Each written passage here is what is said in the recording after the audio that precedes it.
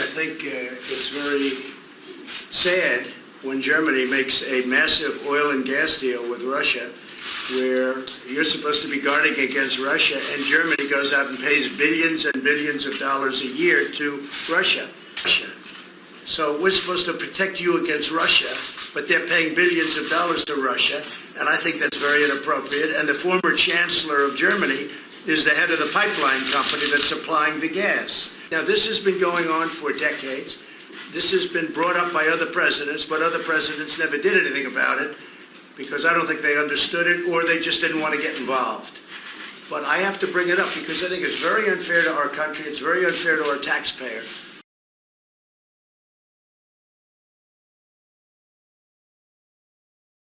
I am here, standing here on the northern flank, on the eastern flank, talking about what we have in terms of the eastern flank and our NATO allies. We all watched the television coverage of just yesterday. That's on top of everything else that we know and don't know yet, based on what we've just been able to see. And because we've seen it or not doesn't mean it hasn't happened. But just limited to what we have seen. Is the United States willing to make a specific allocation for Ukrainian refugees?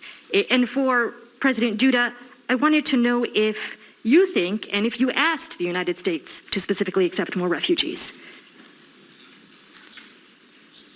Okay.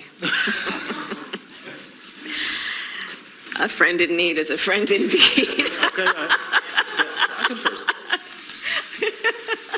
I just watched on your show, I just watched the vice president laughing about the immigration, that's this horrible situation with the immigration, and I just watched the laugh, to be laughing about that. It's a sad situation. We have people in there that are grossly incompetent. But the way they got out of Afghanistan looked like a complete surrender.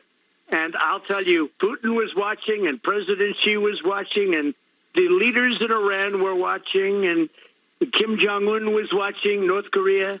They were all watching, Sean, and I'll tell you, bad things started to happen. They no longer respect our country, and that's how this came about. If we had the Trump administration, there was no chance that this would happen, and I know him well. And I also had the conversation with President Xi of China. But I had a very strong conversation with President Putin, and he understood, and I won't go into the great details of the conversation because nobody has to know that. But I will tell you, it never, ever would have happened. Look, Biden, every time he gets up, he says they are a nuclear nation. He should say we are a nuclear nation. And, you know, I rebuilt our whole nuclear arsenal. Stronger, bigger, better than ever before. It's better and it's bigger than Russia. He should say we are a nuclear nation and we don't want war and we don't want to wipe out anything to do and we don't want to wipe out Russia. This is the way he should be talking. Instead, he's saying we don't want war. We're not. You know, he doesn't talk about our nuclear capability. He keeps saying that they are a nuclear nation. We don't want war. And he's playing right into Putin's hands when he does that.